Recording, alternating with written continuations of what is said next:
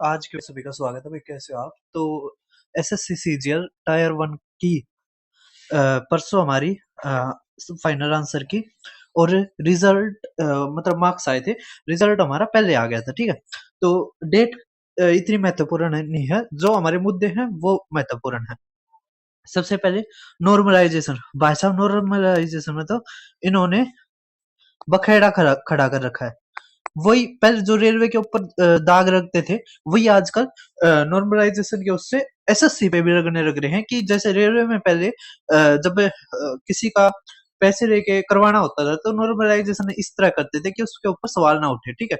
इसी तरह अब की बार हुआ है। सबसे ज्यादा 14 अक्टूबर वाले के ऊपर रहा है, ठीक है। 14 अक्टूबर का उनका था जिनका पहले उनके सर्वर या कोई भी जो दिक्कत आई थी, उनके कारण रीशेड्यूल कर दिया था 14 अक्टूबर का, ठीक है। उसका पीआईएल तो चल नहीं लग रहा है। उसके अलावा भाई साहब, नॉर्मलाइजेशन तो है ही, है ना। जो सेम मार्क्स है उसमें किसी के घटा रखे हैं, किसी के बढ़ा रखे हैं। जबकि नॉर्मलाइजेशन का ये जैसे फॉर्मूला होता है, उसमें ये चीज नहीं होती है, ठीक है। ठीक है।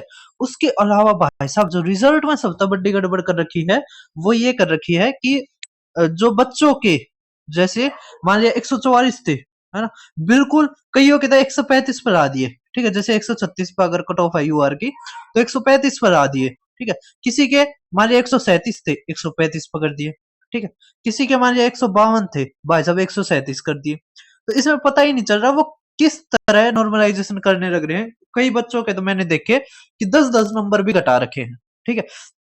और मैंने कई वीडियोस देखी, जैसे जिसपे इस इशू पे बना रखी थी, उसके ऊपर 4-4 हजार कमेंट्स थे। उसमें यही चीज बता रखी थी कि सर मेरे मार्क्स इतने हैं और नॉर्मलाइजेशन करके मुझे बाहर कर दिया, ठीक है। और कई तो ऐसे हैं कि जिनके मार्क्स कट ऑफ से ज्यादा है, ठीक है। तीसरा जो इशू है वो है कट ऑफ से ज्यादा है मार्क्स, लेकिन फिर भी उनका रिजल्ट में नाम नहीं है, ठीक है। तो हमारी मांग ये है भाई साहब कि रिवाइज रिजल्ट डाला जाए। और ये जो हो गया ना, जैसे मैं देखता हूँ कई टीचर्स को जो दूसरों के ऊपर ब्लेम लगाते हैं कि मैं सीजीएल में, क्या नाम है उसका, सीबीआई में, सीबीआई में कौन सी पोस्ट होती है, सीबीआई में लग रहा हूँ, ऐसे है वैसे है, मेरी इतनी रैंक आ रही है। भाई साहब, आज लगभग 3-4 साल हो गए, आप देखने लग रहे होगे कि एसएससी लक बेस्ड ज्यादा हो रहा है, जबकि वो मेहनत या जो उनकी जो नॉलेज है उसके बेस्ड कम हो रहा है, ठीक है। समझ पा रही है? तो बहुत दिखते हैं एसएससी में, रेलवे में भी बहुत दिखते हैं, ठीक है। तो ये जो 4-5 चीजें थी हमारी, ये जिस जो हमारी बहुत ही गलत थी। अब हाँ, एक और, टायर टू की एग्जाम सिटी, ये हमारा चौथा issue, tier two exam city. कईयों की तब भाई साहब, जो टाइपिंग है और जो एग्जाम है, वो दोनों के डिफरेंट डिफरेंट है। और कईयों के तो इतने हैं कि वो एक दिन में कवर नहीं कर सकते।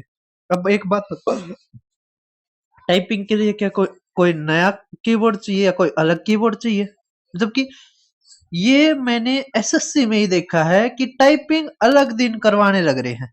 भाई साहब, उसी दिन आप टाइपिंग करवा के ना दूर करते उसको, है ना। सेम कंप्यूटर पे टाइपिंग होती है, सेम कंप्यूटर पे एग्जाम होता है, कीबोर्ड की तो जरूरत होती है।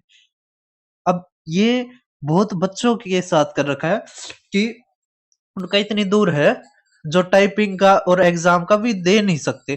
और वही एसएससी सुनवाई कहा कर रही है। एसएससी किसकी किसी की सुनती थोड़ी ना है। पता नहीं भाई क्या, किस महानुभाव ने, किस ऑफिसर ने ये ज्ञान दिया कि हम टाइपिंग के लिए अलग कर देते हैं, एग्जाम के लिए अलग कर देते हैं। कौन था इतना महानुभाव? अब भाई ये सारी बहुत बड़ी बड़ी गलतियां हैं। अब एक चीज बताइए, जहां पे आप टाइपिंग करवाने लग रहे हो, वहां पे ये एग्जाम करवा लेते हैं। ये जो आपने ये जो अलग अलग करवाया है, ये बहुत ही, एक कह सकते हैं बहुत बड़ी मिस्टेक है। और आज के टाइम एसएससी हुआ, रेलवे हुआ, बहुत सारे एग्जाम हो गए जो लक बेस्ड हो चुके हैं, ठीक है। और भाई करप्शन का तो आप पूछो मत। टेलीग्राम पे अलग अलग ग्रुप बना रखे हैं, वहां पे जो डिस्कशन वाले ग्रुप है, वहां पे खुल्लम आने लग रहे हैं, 20,000 दो और पेपर मिल जाएगा, और पेपर मिलने भी लग रहे हैं। जैसे मैंने वीडियो बनाई थी कि जो 6 नवंबर का पेपर है, वो 2 नवंबर को आ गया टेलीग्राम पे। वही सेम क्वेश्चन 6 नवंबर को आने लग रहे हैं। अब बताओ क्या क्या कहें। तो भाई बहुत बहुत ज्यादा खराब टाइम आ चुका है आज के टाइम पे। लेकिन वही है, हम कर क्या सकते हैं। हम आवाज उठा सकते हैं ना, उनका जो टोल फ्री नंबर है वहां पे, उनकी जो मेल है वहां पे पीजी ग्रीवेंस डाल सकते हो, पीजी पोर्टल पे, ठीक है।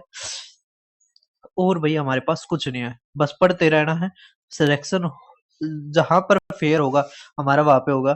ये नहीं है कि भाई किसी, अब वही बात है, वे पहले तो कई बार टेस्ट दिए, कई बार सिलेक्शन हो गया, कई बार नहीं हुआ।